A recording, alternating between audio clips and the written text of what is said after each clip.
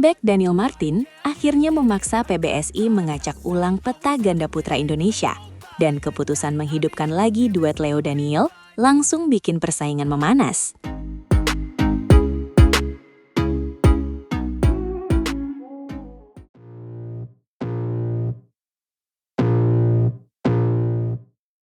Comeback Daniel Martin akhirnya memaksa PBSI mengacak ulang peta ganda putra Indonesia. Dan keputusan menghidupkan lagi duet Leo Daniel langsung bikin persaingan memanas. Ini bukan reuni biasa, karena PBSI sedang mencari formula paling tajam agar ganda putra Indonesia tetap punya daya saing di level elit dunia. Akar keputusan itu jelas, evaluasi panjang sejak akhir 2024 sampai awal 2026 menunjukkan beberapa kombinasi belum stabil. Karena itu, nama Leo Rolly Carnando dan Daniel Martin kembali dipasang, bukan demi nostalgia, tetapi karena keduanya sudah paham karakter permainan masing-masing. Daniel yang pulih dari cedera lutut kiri memberi PBSI momentum besar untuk merakit ulang pasangan menjelang rangkaian turnamen internasional dan perebutan tiket Olimpiade. Sementara duet Leo dan Bagas dinilai belum memberi kestabilan yang dibutuhkan, meski kesempatan tampil sudah cukup banyak diberikan tim pelatih. Antonius Budi Arianto menegaskan, hasil Leo dan Bagas memang sempat bagus, tetapi grafiknya belum cukup meyakinkan untuk menjaga posisi Indonesia di papan atas. Kalimat itu menunjukkan PBSI bergerak lewat evaluasi keras, bukan sekedar coba-coba, karena yang dicari sekarang adalah konsistensi, bukan kilatan hasil sesaat. Lalu kenapa Leo Daniel dianggap solusi paling masuk akal setelah sempat dipisah sejak Indonesia Open 2024? Jawabannya sederhana. Mereka pernah berpasangan, sudah tahu ritme permainan, dan seharusnya tidak butuh waktu lama untuk beradaptasi lagi. Antonius bahkan menyebut kendala duet ini dulu lebih banyak di faktor non-teknis, seperti komunikasi, bukan pada dasar teknis permainan mereka. Kalau komunikasi itu kini membaik, Leo Daniel bisa kembali jadi kombinasi berbahaya dengan tempo cepat, serangan rapat, dan chemistry yang pernah membuat mereka disegani. Disinilah comeback Daniel Martin terasa besar. Karena yang berubah bukan hanya satu pemain kembali sehat, tetapi seluruh peta persaingan internal ganda putra Indonesia. Leo kembali dengan partner lama, lalu Bagas disiapkan bersama Mu Putra Erwiansyah agar PBSI tidak kehilangan kedalaman skuad di sektor ini. Kombinasi Bagas Putra juga punya logika kuat, sebab Putra dinilai unggul di depan sebagai playmaker, sedangkan Bagas bisa memaksimalkan tekanan dari belakang. Jadi PBSI sedang menjalankan dua langkah sekaligus, menghidupkan duet lama yang menjanjikan sambil menciptakan pasangan baru yang lebih seimbang.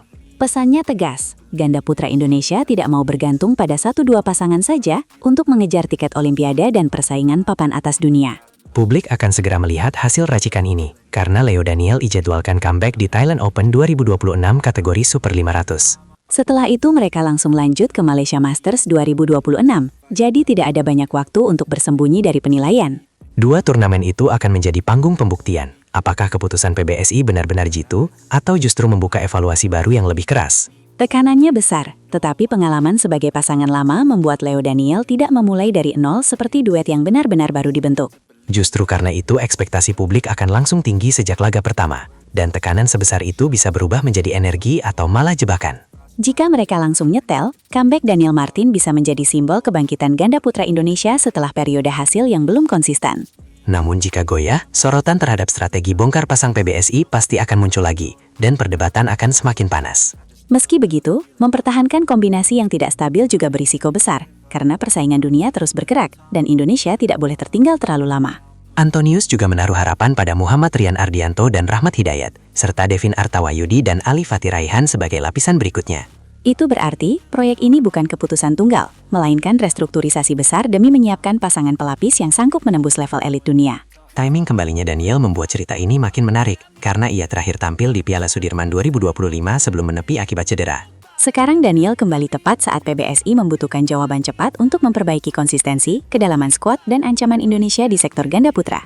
Semua mata akhirnya akan tertuju pada satu hal sederhana. Apakah Leo bisa kembali nyaman membaca pergerakan Daniel dalam rally cepat dan situasi tekanan seperti masa terbaik mereka dulu?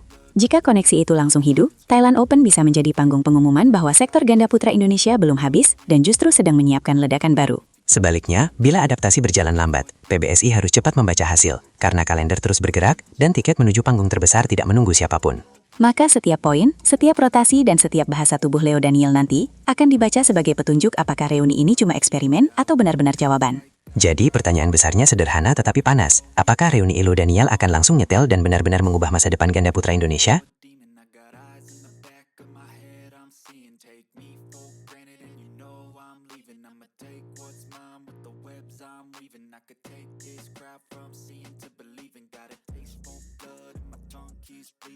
Gagal di All England, Fajar dan Fikri kini datang ke BAC 2026 dengan tekad balas dendam yang bikin lawan wajib waspada.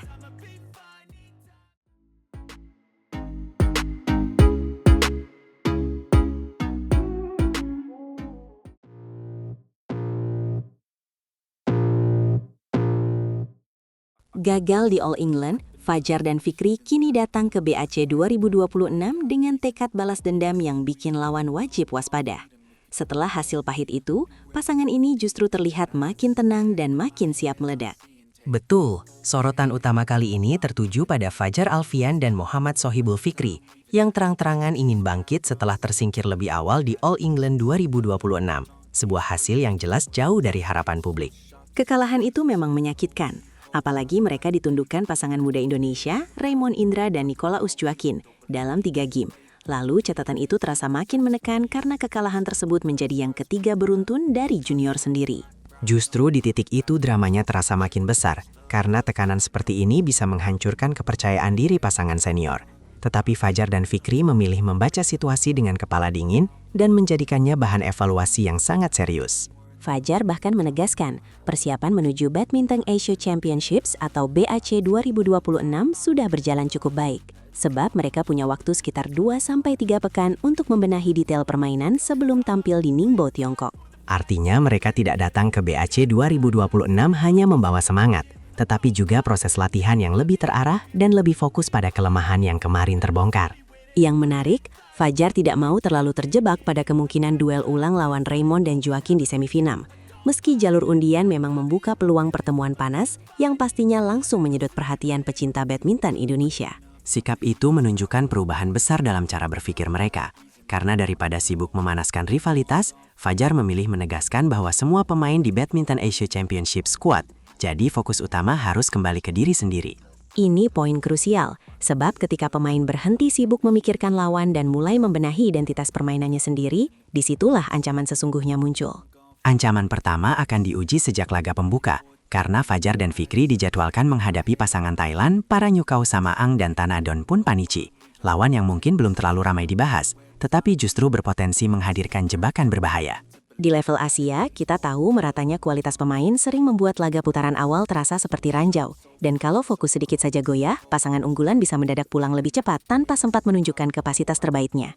Karena itu, Fajar mengatakan, setelah ini mereka akan banyak berdiskusi dengan partner, pelatih, dan tim analis untuk memetakan strategi. Sebuah sinyal bahwa persiapan mereka tidak asal keras latihan, tetapi benar-benar dibangun lewat pembacaan lawan yang rinci.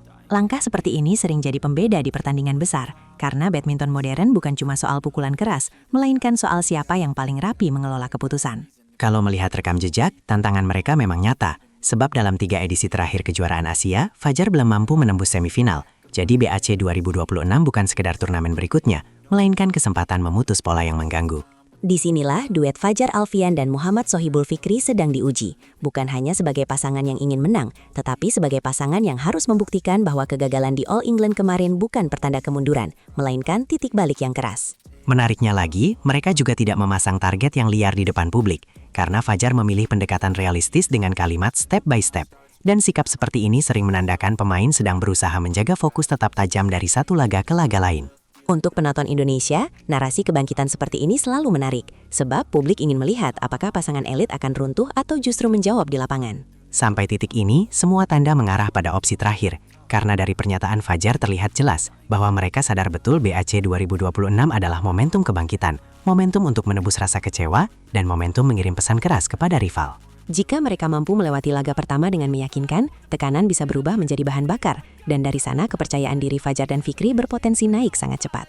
Namun kalau start mereka goyah, cerita kebangkitan ini bisa langsung berubah menjadi babak evaluasi baru yang jauh lebih menyakitkan, karena publik pasti akan menyoroti kenapa pembenahan selama beberapa pekan belum cukup menghasilkan respons di lapangan. Itu sebabnya pertandingan pembuka di Ningbo nanti terasa lebih besar daripada sekedar ronde awal. Karena laga tersebut akan menjadi cermin pertama apakah Fajar dan Fikri benar-benar siap bangkit atau masih dibayangi luka dari All England 2026.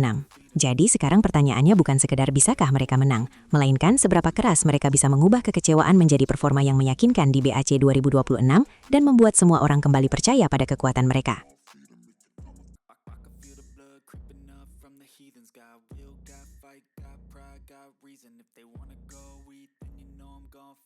GG